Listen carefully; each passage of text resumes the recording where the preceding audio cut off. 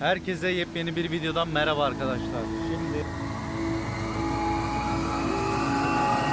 yüzden fazla olduğu bir yer. Bakalım buradan gittiğimiz yer açık mı, kapalı mı?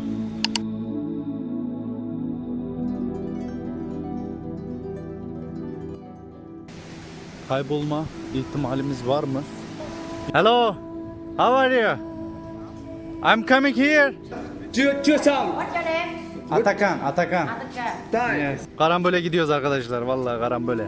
Abimiz şimdi burada babasının, muhtemelen babası yani. Çünkü kendisi olamaz.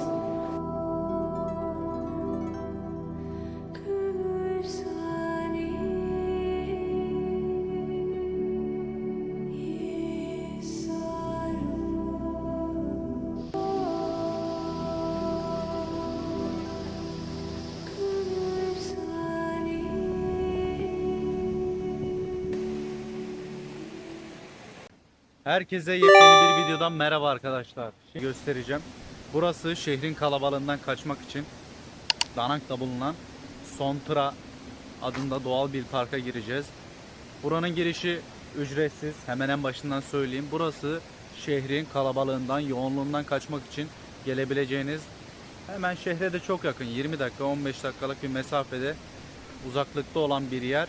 Burası meditasyon, huzur, doğa, burada her şeyi bulabilirsiniz. Aynı zamanda burası arkadaşlar şöyle bir yer, 2005 yılında yapmaya başlamışlar. Burası 100'den fazla bambunun bulunduğu bir yer. Bambu koruma alanı olarak da geçmekte. Şimdi buraya geldiğimizde sizlere göstereceğim bambu çeşitleri ve yollarda karşılaşacağımız böyle ara ara trekking yollarından geçeceğiz. Çok güzel bir alana geldik. Buranın keyfini çıkaralım. Buraya motorla da gidebiliyorsunuz. İsterseniz yürüyüş de yapabiliyorsunuz.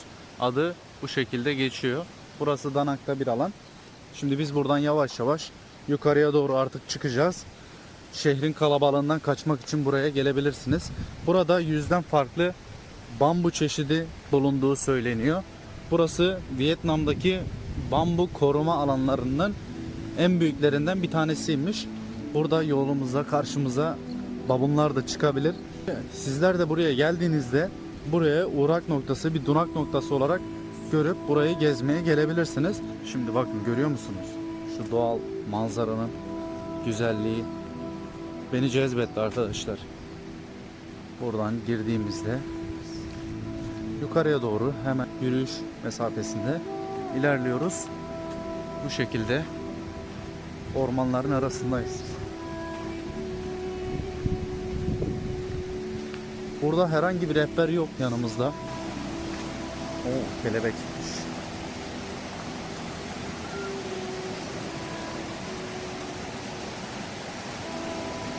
Hemen sizler de buraya geldiğinizde şu doğal manzarayla karşılaşabilirsiniz. Bakın karşıda babunlar, maymunlar her yerdeler. Görebiliyor musunuz? Hemen hemen her ağacın üstünde maymunlar var burada. Oynuyorlar, kendi doğal alanlarındalar. Buralara insanlar geliyor, ziyaret ediyor.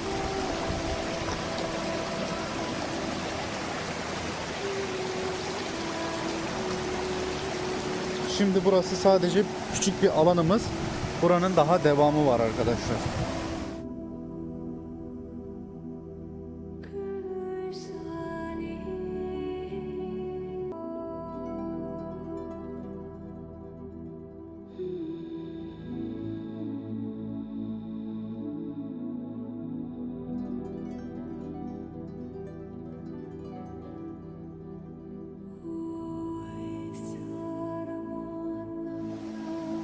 Suyun derinliği çok fazla değil. Buraya şu anda soğuk olabilir su biraz.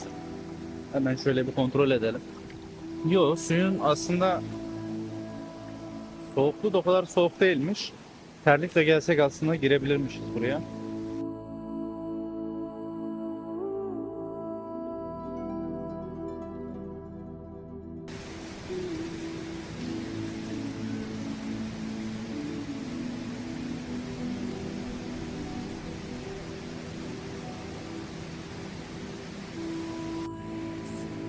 Buraya geldiğinizde üstünüze uzun bir şeyler giymenizi tavsiye ederim yani. Yazın da olsa kısa kollu ve şortla gelmeyin çünkü burası gördüğünüz gibi biraz jungle'ın içerisi. Buradan bu şekilde yukarıya doğru çıkıyoruz. Yol boyunca buralarda da maymunları görebilirsiniz arkadaşlar. Buraya geldiğinizde yukarıya çıktığımızda da sizlere manzarayı gösteririm. Burası ilk başta yol yokmuş gibi görünüyor biraz. Zorlu bir şartları da var gibi biraz dağların eteklerinden yukarıya doğru gidiyoruz. Umarım kaybolmayız. Çünkü ufak ufak yollar var. Bu yollardan giden var mı? Onu bilmiyorum. Bakalım. İleriye doğru gideceğiz. Buranın devamında yol yokmuş. Hemen buradan geri döneceğiz. Motosiklet rotasından devam ederiz. En azından sizler için burayı gelip gezmiş oldum. Yolun olmadığını da görmüş oldum. Buraların muazzamlığı güzel arkadaşlar.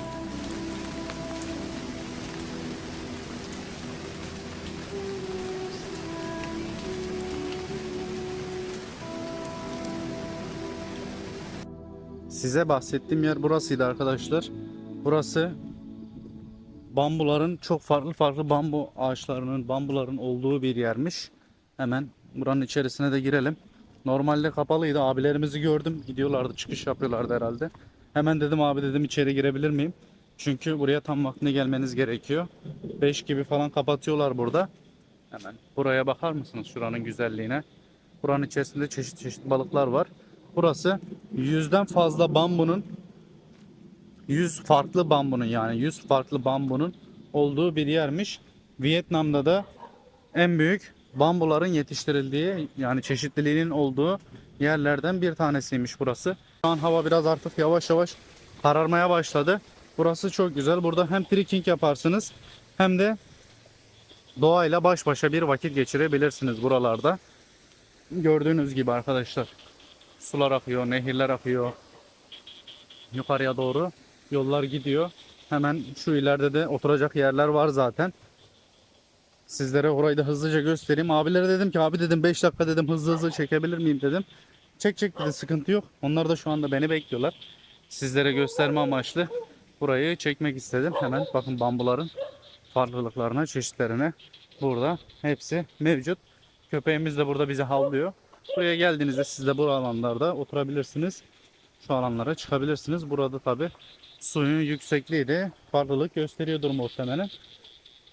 Burası çok güzel bir yer arkadaşlar. Yani hem yürüyüş yaparsınız. Biraz daha ileriye gittiğinizde de sizin için daha güzel olur. Bakın. Hem çocukların oynayacak bir alanı var. Çocuklarınız da varsa eğer yanınızda getirdiğiniz sizler için doğanın içerisinde çok güzel bir yer.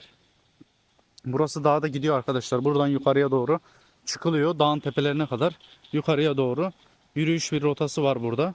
Ona göre siz de buraya geldiğinizde burayı değerlendirebilirsiniz.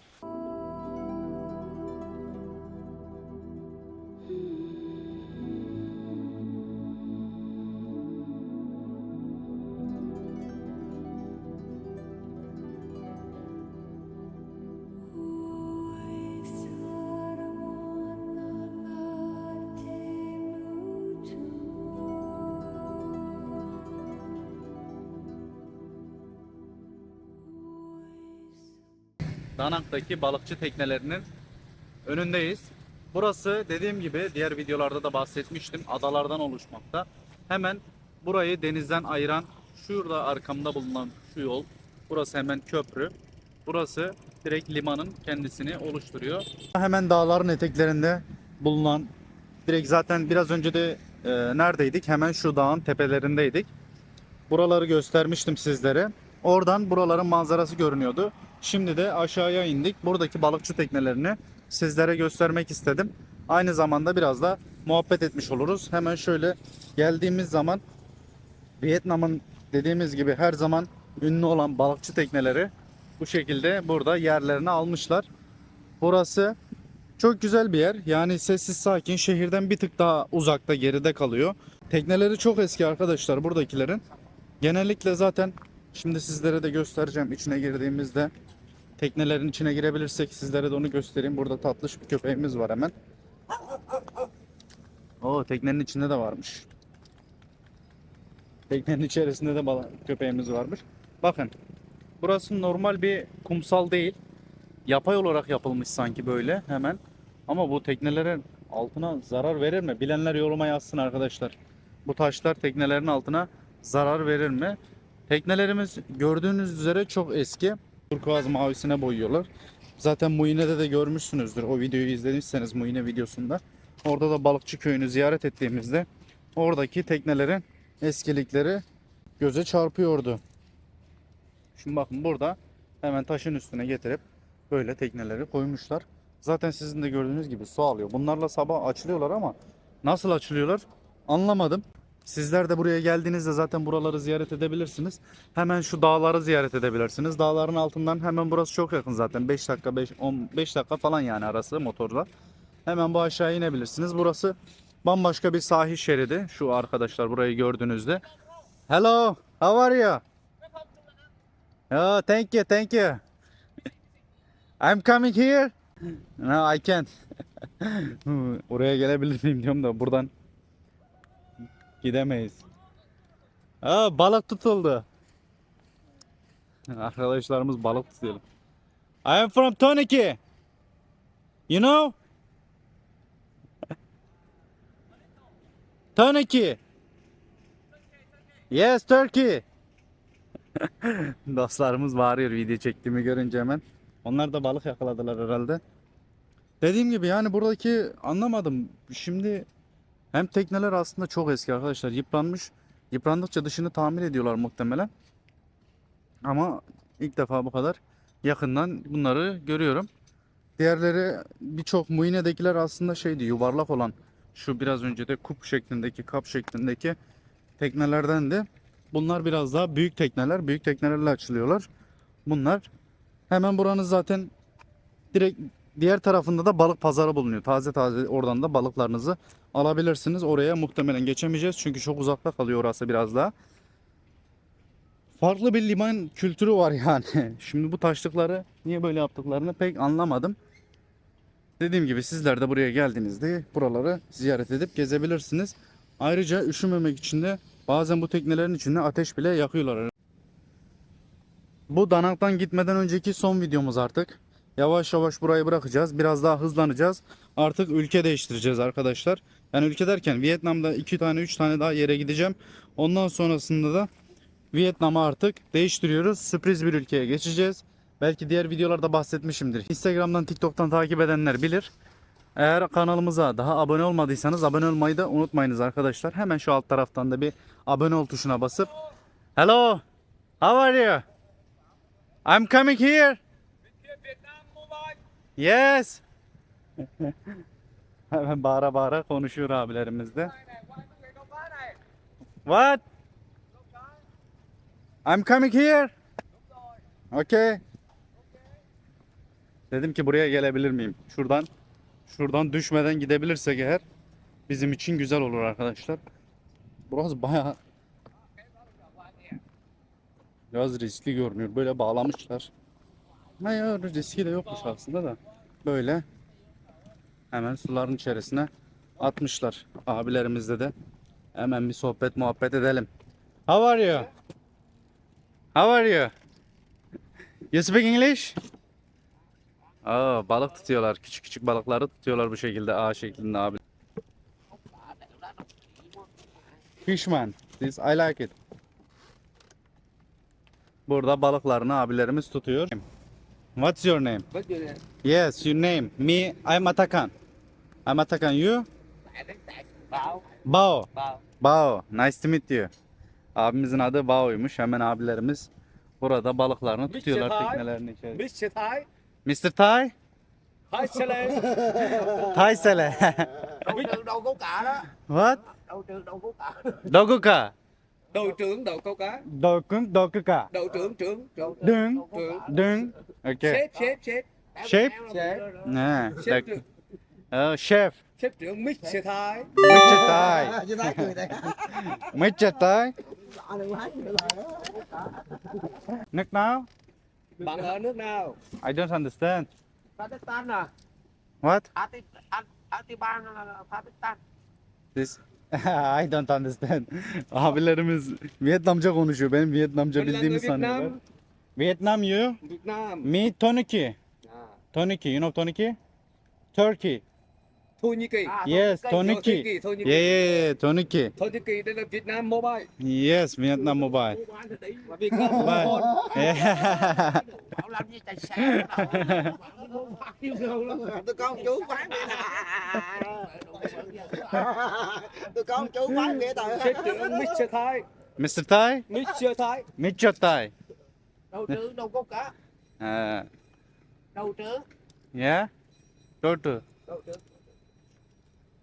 I'm going to. Đầu trưởng đây. Chào đầu trưởng đây. Abilerimiz burada. Ya çok keyifliler arkadaşlar ya. Yerel halk başka oluyor tabii ki de. Hemen şuradan teknenin üstüne de çıkabilirsek. Şuradan şuraya bir çıkalım bakalım. Tekne direkt gördüğünüz gibi zaten buradaki balıkçı teknelere. Biz de hemen girdik. Buraya geliyorlar. Burada aynı zamanda balıklarını tutuyorlar. YouTube video. Yes. Mình là ở Australia. Orchidia. Australia mới về. Movie. Mình là Australia mới về. Okay. Mình là ở Thái Lan. Thailand. Thái Lan. Thailand. Ừ. À. Qua Cam, bị Cam Bắc mới về đó. What? Qua Cam. Ha. Campuchia đó. Cambodia. Campuchia. Oh, Thailand and Cambodia. Ừ, nên là Thái Lan. Yes, Tayland. Abimiz Taylandlıymış, abimiz de Kamboçyalıymış. Onlar saat 1'de gidiyorlarmış balık tutmaya. Gece 1'de gidiyorlarmış.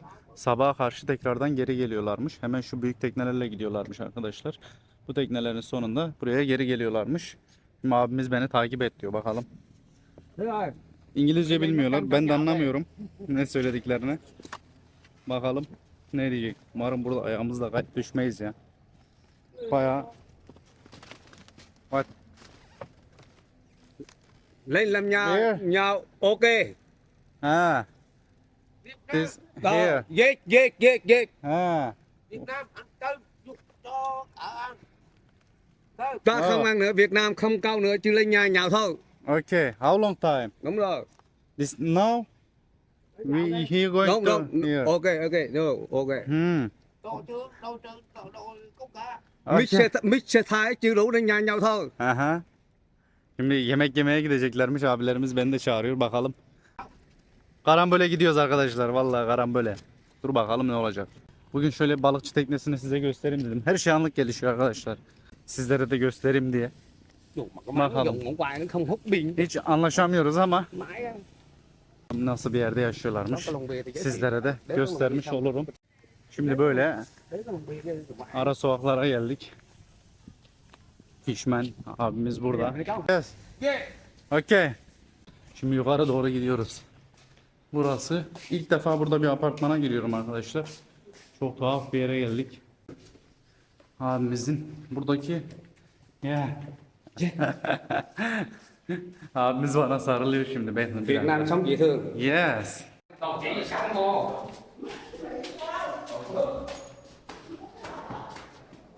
Đây nói em. Abimiz burada. Bir gidelim bakalım. Buradaki lokal hayatları birebir canlı canlı sizler de yaşıyorsunuz. Chào mấy chị. Xin chào Muchi. Xin chào. Xin chào. Việt Nam đang đánh bài. Oh, okay. This game G. G. G. Ha, G. What? Chưa xong. What's your name? Atakan, Atakan. Ataka. Đây. Yes. Bắt tay. Thai. Where are you from? I am from Turkey. Thổ Nhĩ Kỳ à? Yes, you know? Turkey.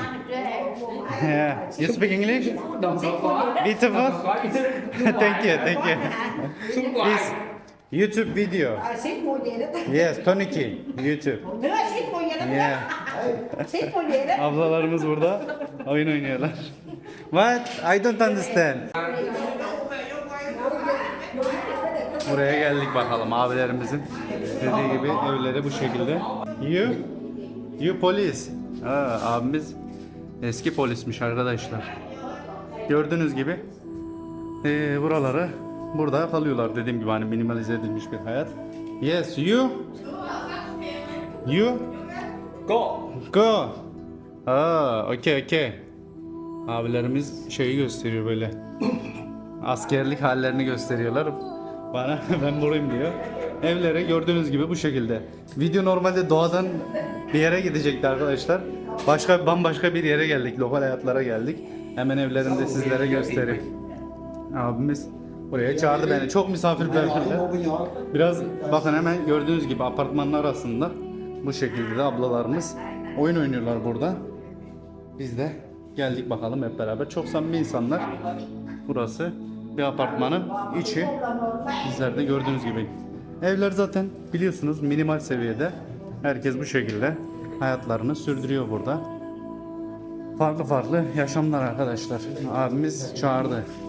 Sürekli bana bir şeyler iç diyor. Gidelim bir suyunu içelim abimizin. Yes. Şimdi burası da diğer abimizin eviymiş. Ablamız içeride uyuyor. Şöyle bir yatakları var. Yatak odaları var. Hemen gördüğünüz gibi yaşamlar bu şekilde. Bana geldi, burada hemen koltuk ayarlıyor. Burada oturalım diyor. Abimiz hemen televizyonu burada. Televizyonu burada. Abimizin hemen çamaşır makinesi, mutfak muhtemelen. Ama burada dediğim gibi çoğu yerde mutfakta yemek yapılmıyor. Hemen burası da abimizin dışarısının manzarası. Abimiz eskiden askermiş. Oh, this good. No. No. This good. Me? It's good. Okay. This here. Burada oturacağız şimdi abimizle. Bana sürekli bir şeyler getiriyorlar arkadaşlar. Anlamadım. Abimiz burada. Şimdi sağ olsun bana kalacak yerim var mı falan diye sordu. Sonrasında işte oturduk, muhabbet ettik. Şimdi başka yerlere video çekmeye gideceğim. Gidemiyorum, bırakmıyorlar beni. Abimiz arkadaki setup'ı gösteriyor bakın. Burada babasının, muhtemelen babası yani. Çünkü kendisi olamaz. Burası kendi dini ritüellerini yaptıkları bir bölge. Bu şekilde kendilerine burada bir yer ayırmışlar, babalarının olduğu bir bölgede. Hemen çerez getirdiler, oturdular. Kalacak yerin var mı diye soruyorlar. Nerede kalıyorsun, nereye gidiyorsun, nerede yaşıyorsun? Çok heyecanlılar. Hemen getirdiler, beni evlerine oturtturdular arkadaşlar. Böyle oturuyoruz bakalım şimdilik. Onun Translate'den anlaşmaya çalışıyoruz bir şekilde. Çevirip bir şeyler halletmeye çalışıyoruz artık. Bakalım bizden nasıl olacak, nasıl olmayacak. Burada da dediğim gibi babasını yad etmek için kendi ritüelleriyle alakalı bir şeyler yapmışlar köşelerine. Oturduk. Birazdan başka yerlere gideriz umarım. Gidemezsek de bakacağız arkadaşlar. Sizlere burayı da göstermiş olalım. Burası balıkçı tekneleri. Dostlarım burada hepsinin elinde olta. Şimdi burada balıkçılık arkadaşlar babadan oğula geçen bir meslek olarak değerlendiriyorlarmış. Büyük gemileri bunlara bağlıyorlar arkadaşlar. Çok fazla bilgi öğrenemedik ama güzel, buraları gezebilirsiniz. Muhtemelen benim gibi aksiyon yaşar mısınız yaşamaz mısınız bilmiyorum. Abilerimiz hepsi buralarda. Bunların hepsi balıkçı muhtemelen. Hello, how are you? How are you? I'm from Toniki. Toniki. Yes, Toniki. Okay. Türkiye. Yes, Türkiye. You know Türkiye? Yes, Galatasaray, Fenerbahçe. Yes. And Arda Güler? Arda Güler? Yes. Galatasaray biliyorlar arkadaşlar da. Thank you. Come on. Very handsome. Thank you.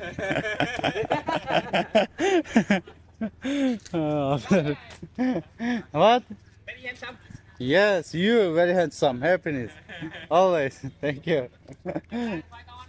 Dostlarım diyor ki çok yakışıklısın diyor. Allah razı olsun.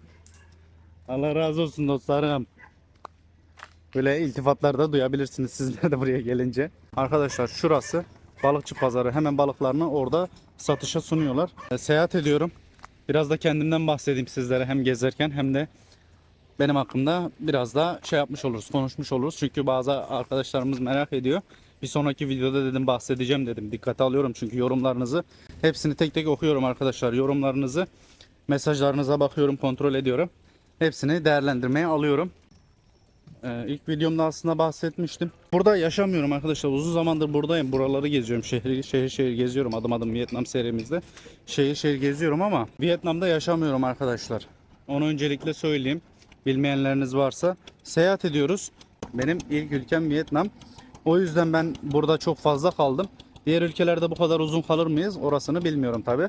Tatil yapmıyorum. Nasıl geçiniyorsun diye soranlar oluyor bazen. Arkadaşlar şu anda daha geçinecek herhangi bir gelir kaynağım yok.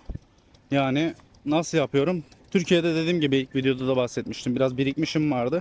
O birikmişle şu anda küçük küçük harcayarak düşük bütçeli bir gezgin olarak da geziyorum. Vietnam'da Türkiye'nin, dünyanın demeyeyim Asya'nın belki de en ucuz ülkesi olduğu için zaten o yüzden buradan başladım.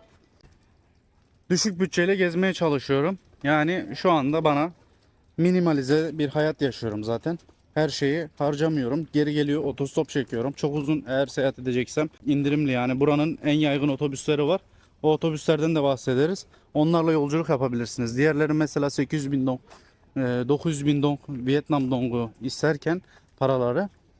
O otobüs firması hem kaliteli hem de Vietnam'da çok meşhur bir otobüs zaten. Adı Futobus arkadaşlar. Onunla yolculuk yapabilirsiniz. Onun fiyatları hem daha uygun hem daha düşük bütçede gezmenize yardımcı olur. Eğer çok uzun seyahat edeceksem. Şimdi bütçemize göre arkadaşlar, hani gideceğim yola göre değişiyor. Burada da abilerimiz ipleri yapıyorlar. Hello. How are you? Good.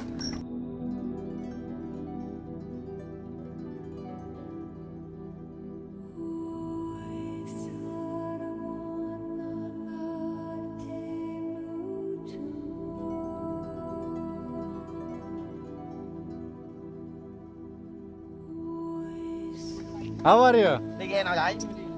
I'm coming. You see you? Abimiz hemen geldi yanımıza.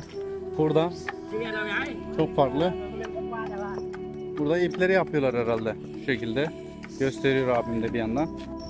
Şimdi buraya girdik. Abilerimiz burada çalışıyor. Hemen şu plastiklere de duba gibi çakıyorlar arkadaşlar bunları. Aynı zamanda şu iplere de ayrı ayrı tek tek ayırıyorlar.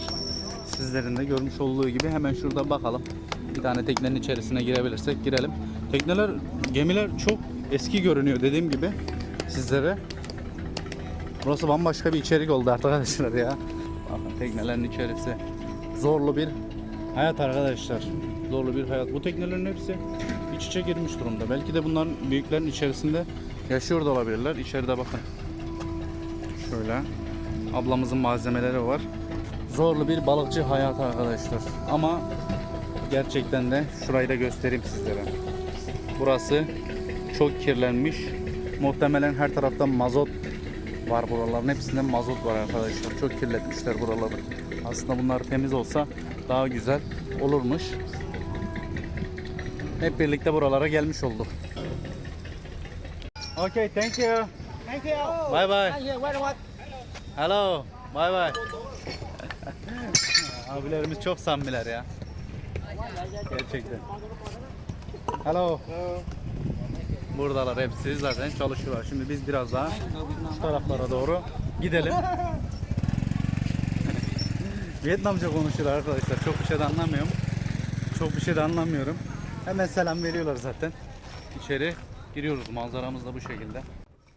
Fotoğraf çekemiyorum arkadaşlar. Kendimi de böyle anlatamıyorum. Biraz selfie yapıyorum. Bazı abilerimiz şey diyor. İşte diyor, kendini diyor fazla gösterme diye, etrafı göster falan diyorlar da. Biraz diyorum benim için de anı olarak kalsın. O yüzden bir tık da kendimi göstermeye çalışıyorum yani. Dediğim gibi yani bir şey konuşurken burada şey yapamıyoruz. Tam detaylı böyle anlatamıyorum.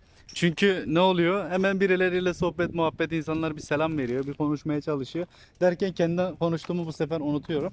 Dediğim gibi arkadaşlar, önceki konuya gelirsek de tekrardan buraya kadar umarım sıkılmadan izlemişsinizdir. Tekrardan diğer konuya gelecek olursak da o da yani geziyorum arkadaşlar, düşük bütçeli yürüyerek geziyorum genelde. Şimdi Çeri ile tanıştım. Çeri sağ olsun motorunu verdi bana. Diyor ki git dedi, gez dedi. Çeri'nin motorunu aldım. Motorla geziyorum şimdi arkadaşlar. Akşam da götürüyorum, ona veriyorum tekrardan. Bazen bende kalıyor motoru. Çeri ile de siz zaten diğer videoda tanışmıştınız. Çok iyi bir insan arkadaşlar. Hemen şuradan diğer ara sokaklara da bir tık daha girelim. Ondan sonra ben kendi durumumu anlatayım. Sonrasında da videomuzu yavaş yavaş artık bitirmeye başlayalım.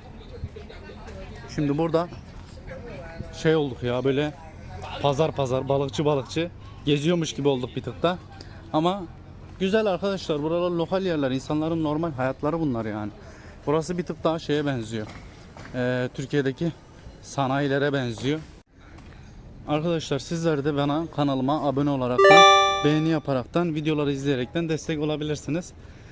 Bu şekilde benim gezilerime sizler de ortak olmuş olursunuz. Benim gözümden buraları dünya gözüne. Dünya gözü nereden çıktı arkadaşlar? Ölüyoruz mu, ne oluyor anlamadım. Biz de sizlerle birlikte gezmiş oluyoruz yani. Benim seyahatime ortak oluyorsunuz. Sizlere öğrendiğim bilgileri aktarmaya çalışıyorum. Önceki videolarımda da bahsediyordum. Sizler de benim gözümden dünyayı hep beraber gezmiş olursunuz. Buradaki yerel insanların hayatları bu şekilde arkadaşlar.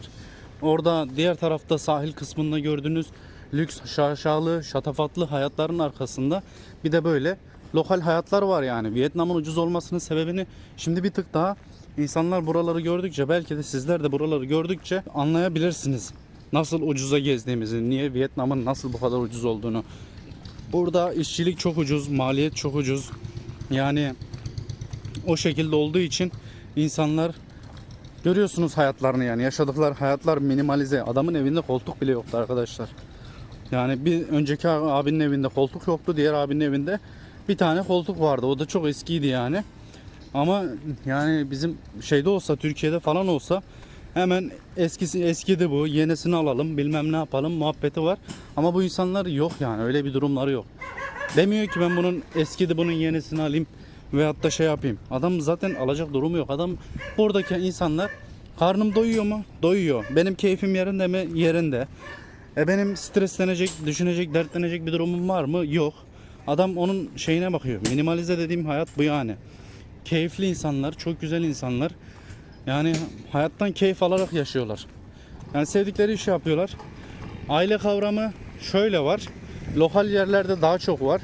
Şimdi genel büyük yerlerde çok fazla olmasa da buradaki insanlar mesela, çocuk belli bir yaşa geldikten sonra çocuk da kendi hayatına bakıyor, artık başka evlere falan çıkıyor. Kimse kimseye karışmıyor. Ara sıra görüşüyorlar, bazen görüşmüyorlar. Öyle bir durumları da var. Bazıları kızlar açısından mesela bazı aileler çok tutucu olabiliyor.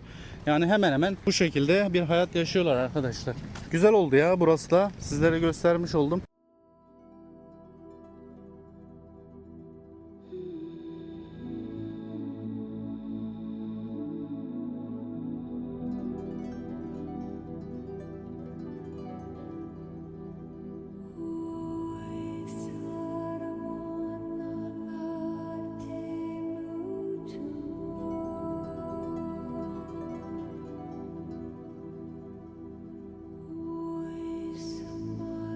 Akşamda şehrin manzarası bu şekilde görünüyor. Dediğim gibi hemen şurada, ada şeklinde burası zaten. Şuradan ve şuradaki köprülerden bu şehirle birlikte bağlamışlar arkadaşlar. Videomuza, kanalımıza abone olup beğenmeyi unutmayınız. Sizler de buralara gelip burada motosiklet turuyla veyahut da bisiklet turu yapabilirsiniz. Dediğim gibi kanalımıza abone olup videolarımızı beğenmeyi, eğer beğendiyseniz beğenmeyi unutmayın. Yorumlarınızın hepsini okuyorum. Dikkate alıyorum. Görüşürüz arkadaşlar.